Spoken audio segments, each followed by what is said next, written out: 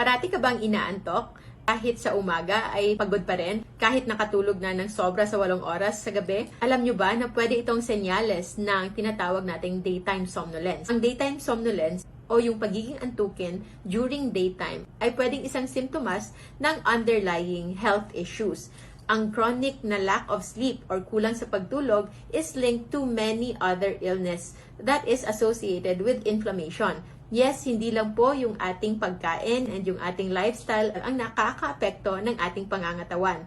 Our sleep and stress is equally important.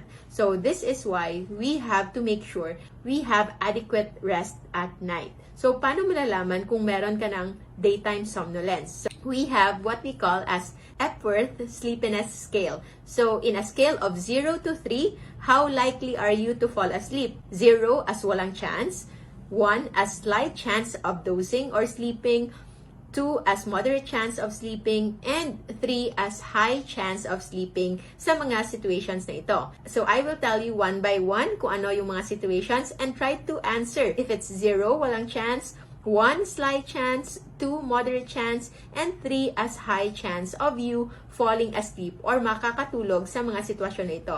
Number 1, while reading and sitting alone. Habang ginagawa nyo yan, are you likely to fall asleep?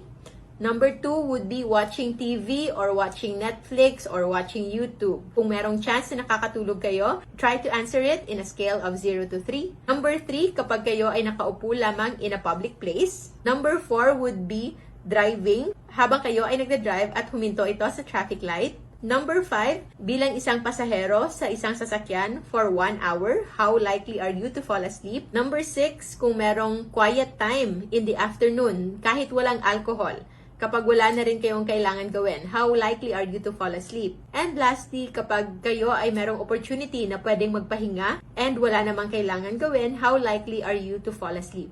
So, kung meron na kayong answer dyan, you can compute it. So, if your answer is less than 8, that is normal. If it's 8 to 10, then it could be a sign that you need to improve your sleeping habits. If your answer is more than 10, so that is diagnostic already of daytime somnolence, we suggest to consult your doctor, especially your sleep specialist, para mapagtuunan ito ng pansin.